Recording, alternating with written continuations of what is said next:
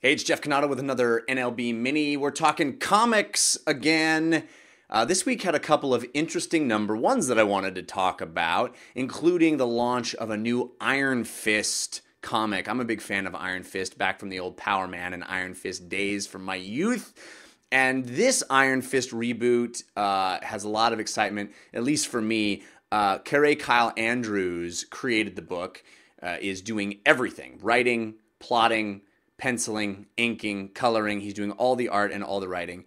I'm sure I butchered his name, and I apologize for that. But he makes a great case in the letter section of this first issue for why one person doing a book is exciting for him, or is something that he wants to do. He looked up to Jim Steranko, Nick Fury books from the 70s, and wanted to be that kind of auteur. And man, I really dig this first issue. Iron Fist, of course, a martial artist, the human weapon, a lot of martial arts even early in this book, but it marries a cool retelling of his backstory / origin recap with setting up some interesting stuff for what will be going forward in the book. It is a first issue, so there's lots of unknowns still here, but so much to like, particularly from the art. Very reminiscent of early Frank Miller stuff that he did on Daredevil for me. I think it's very consciously evoking those kinds of blacks and whites and real angular lines and ninjas. Frank Miller is synonymous with ninjas, at least in that run, and this Iron Fist has tons of ninjas to smack around. So a cool Iron Fist moment happens in it as far as his superpower, and lots of cool martial arts. It's a great book. I think you would dig it, and I'm excited to see where it goes. The other big number one from DC this week is Batman Eternal, which is going to be their weekly comic through the summer. And this has got a whole long list of creators involved, because it's multiple writers and multiple artists that are going to be contributing to make that weekly deadline, so it comes out every single week.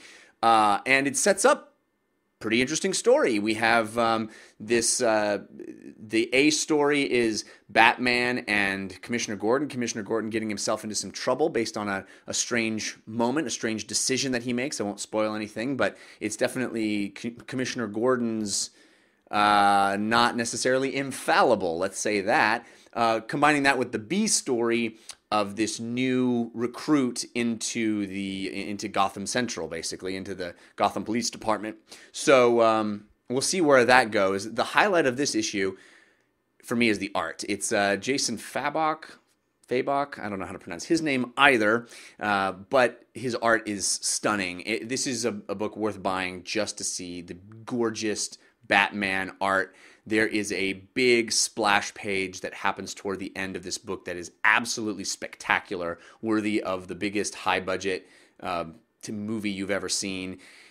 And Batman, in every frame he's in, looks rad. I mean, he is posed, he is rocking. The art is fantastic. The layouts are really dynamic and high energy and kinetic, and it's a fun book to look at if you like comic book art.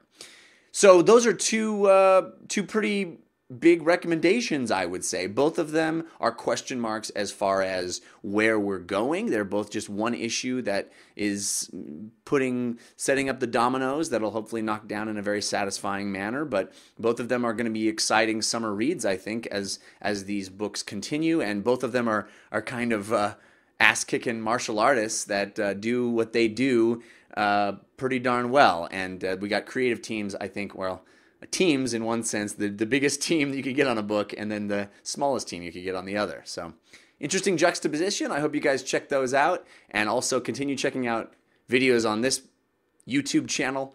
Like us and subscribe. See you next time for NLB Mini.